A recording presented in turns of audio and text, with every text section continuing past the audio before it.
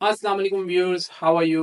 Viewers, सबसे पहले तो बहुत बहुत शुक्रिया आप लोगों की सपोर्ट का, आप लोगों के चैनल को लाइक करने का, सब्सक्राइब करने का। और प्लीज जिन जिन लोगों ने अभी तक मेरे चैनल को सब्सक्राइब नहीं किया है, do like my channel and subscribe my channel. Viewers, मैं बस ये कहना चाहूंगा कि आपकी सपोर्ट ही जो है वो किसी इंसान को कामयाब बनाती है। सपोर्ट बहुत जरूरी होती है, चाहे फैमिली की हो, चाहे फ्रेंड्स की हो, जिंदगी के किसी ना किसी स्टेज पे, या चाहे आप स्कूल में हो, कॉलेज में हो, यूनिवर्सिटी में हो, प्रोफेशनल लाइफ में हो, आप भी जानते हैं कि सपोर्ट बहुत जरूरी होती है। अक्सर हमारे साथ ऐसा होता है कि हमारे पास सपोर्ट नहीं होती और हम चाहते हैं कि हमें कोई सपोर्ट मिले। इट्स नॉट अबाउट कि we need some financial help, of course not, we need moral help. ये यूट्यूब की जर्नी इतनी आसान नहीं होती है, एक लंबा सफर है, तो इसमें आपकी मदद के बगैर मैं कभी भी कामयाब नहीं हो सकता। आज मैं व्यूअर्स, मैं ये बात करना चाहूंगा कि मुल्तान सुल्तान वर्सेस कराची किंग्स का एक मैच हुआ जिसमें मोहम्मद रिजवान ने सेंचुरी मारी। मैं बात करना चाहूंगा मोहम्मद रिजवान की सेंचुरी के ऊपर। व्यूअर्स, वैसे तो उन्होंने एक सेंचुरी मारी है, आई नो इस वक्त हर तरफ मोहम्मद रिजवान की सेंचुरी की तारीफें हो रही होंगी। एवरीबडी वाज सेइंग क्या खेला है मोहम्मद रिजवान ने, क्या खेला है मोहम्मद रिजवान ने। क्योंकि जब हमारे यहाँ पर यही कल्चर है, जब कोई सेंचुरी मार देता है, अच्छी परफॉर्मेंस दे देता है, तो तब जो है ना सब भूल जाते हैं कि भाई भाई साहब की क्या परफॉर्मेंसेज रही हैं और भाई साहब की बैटिंग्स के अंदर क्या फॉल्ट हैं। टू बी वेरी ऑनेस्ट, लेकिन मैं ये कहता हूं कि भाई इससे फर्क नहीं पड़ता कि आपने कितनी अच्छी परफॉर्मेंस दी है, कितने रन मार कर आए हो। फर्क इससे पड़ता है कि आप में जो फॉल्ट्स हैं वो अभी तक है या नहीं, आपने अपने फॉल्ट्स को ठीक किया या नहीं। क्योंकि देखें, ये तो पीएसएल है। मोहम्मद रिजवान अगर सेंचुरी मार रहे हैं ना, तो अगर आप मुझसे पूछे, हो सकता है कि आप मेरी बात से इत्तेफाक नहीं करते हो, लेकिन अगर आप थोड़ी सी भी क्रिकेट सेंस रखते हैं और थोड़ा सा भी मेरी बात को अगर आप लॉजिकल सुने, पूरी बात सुनिएगा, ताकि आप अपनी राय का इजहार कीजिएगा कि मैं सही कह रहा हूं या नहीं।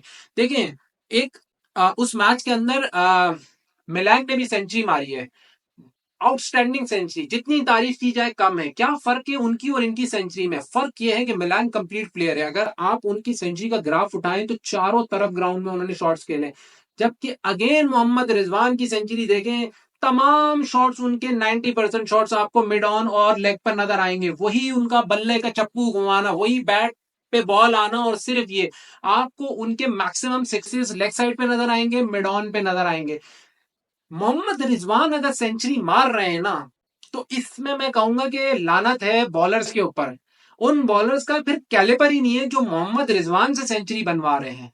मोहम्मद रिजवान जैसा प्लेयर, देखिए मैं ये तो नहीं कहता कि मोहम्मद रिजवान को आउट करना बहुत आसान है, लेकिन वैसे मैं आपको ये बता दूं कि अगर कोई क्लेवर बॉलर हो ना, clever bowler like Mohammad Amir, clever bowler like Dale Steyn, clever bowler like McGrath, clever bowler like Stuart Broad, जो दुनिया के बड़े नाम रहे हैं, मोहम्मद आसिफ, मैं नाम गिनवाना शुरू करूं, उनके लिए ना मोहम्मद रिजवान जैसे प्लेयर का आउट करना ना बकरी है, बकरी। बोल के आउट कर सकते हैं वो इसको 10 मैचों में 10 मरतबा। इस तरह के का कैलिबर है वो, इस वजह से कि जो प्लेयर एक साइड पे खेलता हो ना, एक क्लेवर बॉलर जान जाता है कि यार इसका ना मिड ऑफ का गेम है, ना इसका स्क्वायर का गेम है, ना इसका पॉइंट का गेम है। तो उनको एग्जैक्टली पता चल जाता है कि इसको ऑफ स्टंप पे रखना है और यहीं से आउट स्विंग करना है, और अगर स्विंग नहीं भी हो रहा तो हमने इसको ज्यादा से ज्यादा ऑफ पे ही खिलाना है, यॉर्कर्स खिलानी है, आगे खिलानी है, और ऑफ पे फील्ड पैक कर देना है।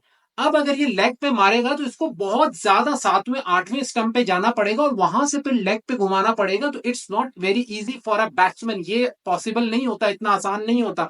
एक आध शॉट लग जाता है, 2 शॉट लग जाते हैं, लेकिन ऐसा नहीं है कि आप एक लंबी इनिंग खेल जाओ इस तरीके से, वो भी एक इतने अच्छे बॉलर्स के सामने जिनके मैंने नाम लिए हैं। मोहम्मद रिजवान का सेंचुरी ये शो करता है कि सामने वाली बॉलिंग जो है वो कितनी इमेच्योर थी, बेकार थी। या तो उन्होंने, देखिए ये बॉलर नहीं होता कि वो आ रहा है और 140 से बॉल करा के फेंक रहा है और आपने देखा वाह यार 140 की स्पीड है, जबरदस्त बॉल। नहीं भाई, अगर अब उस बॉलर के अंदर दिमाग नहीं है और अगर वो मोहम्मद रिजवान से सेंचुरी बनवा देता है तो फिर उसका कोई कैलिबर ही नहीं है। अभी न्यूजीलैंड में देखा है मोहम्मद रिजवान ने, आपने देखा कि कोई उन्होंने स्कोर किया है? चैंपियन ट्रॉफी में उन्होंने देखा कोई स्कोर किया है? चैंपियन ट्रॉफी में देखा आपने इंडियंस ने, हार्दिक पांड्या ने, बुमराह ने कैसे उनको ऑफ स्टंप पे घेरा, कैसे उनको आउट किया?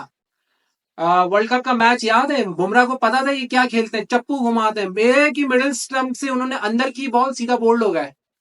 तो उसके अलावा भी चैंपियन ट्रॉफी में जो 2 मैचेस हमारे हुए, एक न्यूजीलैंड से और एक और साउथ अफ्रीका से, उसमें भी मोहम्मद रिजवान कोई परफॉर्म नहीं कर सके, क्योंकि वर्ल्ड लेवल पे बॉलर्स इतने मिच्योर एंड स्मार्ट होते हैं कि उनको पता होता है कि भाई ये वो 2 मिनट में एक बॉलर की वीडियो देख के पहचान जाते हैं इसकी स्ट्रेंथ एंड वीकनेस। तो मोहम्मद रिजवान से सेंचुरी बनवा देना, मैं कहता हूँ लानत है बॉलर के ऊपर यार। कोई कोई बॉलर है वो, कोई कोई कैलिबर है उन बॉलर का, बकवास बॉलर है। अब ये उनके ऊपर है कि वो अपने नेक्स्ट मैचेस में कितना दिमाग यूज करते हैं नहीं, लेकिन यहाँ पर तो पता चला सेंसलेस बॉलिंग कराई है उन्होंने। और यार मोहम्मद रिजवान को मतलब मैं ये नहीं, मैं दोबारा कहता हूँ, देखिए मैं ये नहीं कह रहा कि मोहम्मद रिजवान को आउट करना आसान है, नहीं। मैं कह रहा हूँ मोहम्मद रिजवान को कंटेन करना बहुत आसान है। आपने ऑफ स्टंप की फील्ड लेनी है, आपने ऑफ स्टंप के ऊपर पीछे एक फील्डर खड़ा करना है और आपने ऑफ स्टंप पकड़ के बॉलिंग कराते रहो।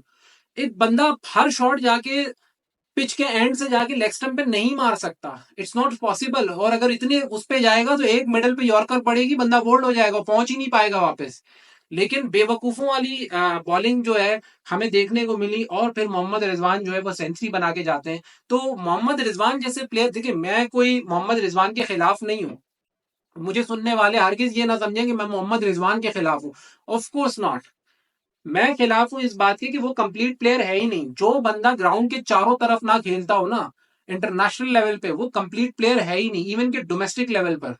और हमारे आधे से ज्यादा प्लेयर्स ऐसे ही हैं, उनका ऑफ स्टम्प है ही नहीं। और जितने भी ऐसे प्लेयर है ना, चाहे वो हमारे जो है इवन के खुशदिल शाह हों, हमारे जो है वो चाचा क्रिकेट हो इफ्तिखार अहमद, चाहे हमारे जो है ये रिजवान साहब हों, ये प्लेयर है ही नहीं इंटरनेशनल लेवल के। ये तो अभी पीएसएल है, ऑर्डिनरी बॉलर्स आपके सामने लगे हुए थे, आपने मार दिया। दोबारा से आप जब आगे किसी अच्छी टीम के खिलाफ खेलेंगे या फिर से कोई वर्ल्ड कप आएगा, अभी आगे एशिया कप आ रहा है, आप दोबारा इंडिया से वहां टकराएंगे, आपका लेवल फिर से नजर आएगा कि जीरो लेवल है। तो कहने का मकसद ये है कि इवन मेकिंग अ सेंचुरी, मैं उनकी सेंचुरी पे का कोई क्रेडिट जो है मैं उनको नहीं देता। मैं बल्कि कहता हूं कि लानत है ऐसे बॉलर्स के ऊपर, बकवास बॉलिंग कराई है उन्होंने। हाँ, मिलान की सेंचुरी वो एक आउटस्टैंडिंग सेंचुरी थी, 2 रीजंस की वजह से। एक 79 पर 4, जब वो इतने प्रेशर में उनकी टीम थी कि वो ऑलमोस्ट हार चुके थे, वहां से सेंचुरी बनाना और ग्राउंड के चारों तरफ खेलना, ये होती है सेंचुरी। देखिए उसमें बॉलर्स बेबस हो जाते हैं, उसमें फिर समझ में आता है कि यार बॉलर ने हर चीज ट्राई की है लेकिन अब प्लेयर इतना अच्छा खेल गया। लेकिन मोहम्मद रिजवान की बैटिंग में सॉरी टू से ये चीज कभी भी नहीं आएगी, और ना ही उन्होंने अपना ये फॉल्ट ठीक किया है। ये जब जब कोई भी बॉलर मोहम्मद रिजवान से रन खाएगा ना, तो मैं कहूंगा लानत है उस बॉलर पे, उस बॉलर का भी कोई कैलिबर है ही नहीं, वो वर्ल्ड क्रिकेट के अंदर कभी भी टॉप पे नहीं आ सकता जो मोहम्मद रिजवान से रन खा जाए। सो व्यूअर्स, ये मेरी राय है। न्यूजीलैंड में जो हुआ, चैंपियन ट्रॉफी में जो हुआ, वो सारी चीजें सामने रखिएगा। ऐसा नहीं है कि आज मोहम्मद रिजवान कुछ स्कोर बना जाएं तो हम कहें कि हम वो सब भूल जाएं कि उन्होंने पाकिस्तान टीम में क्या बकवास बैटिंग की है। पाकिस्तान न्यूजीलैंड जो है ओडीआई में व्हाइट वॉश हो गया, T20 में 4-1 से हार गया। तो ये नहीं है कि सारे गुनाह जो है वो धुल जाएंगे, नहीं। उनकी जो बैड परफॉर्मेंस है वो अपनी जगह है, पीएसएल को उससे कभी भी मत रिलेट कीजिएगा, मैं तो एटलीस्ट नहीं करूंगा। सो ये थी मेरी राय। व्यूअर्स, आप क्या कहते हैं? Please do give me your response. अपने कमेंट्स में जो है वो मुझे अपनी राय का इजहार जरूर कीजिएगा कि मोहम्मद रिजवान के बारे में जो मैंने कहा क्या आप वो समझते हैं, और अगर आप नहीं समझते तो काइंडली फिर आप अपनी राय से मुझे बताइएगा कि आप क्या समझते हैं। तो तब तक के लिए व्यूअर्स, अल्लाह हाफिज। नेक्स्ट वीडियो तक के लिए अस्सलाम वालेकुम।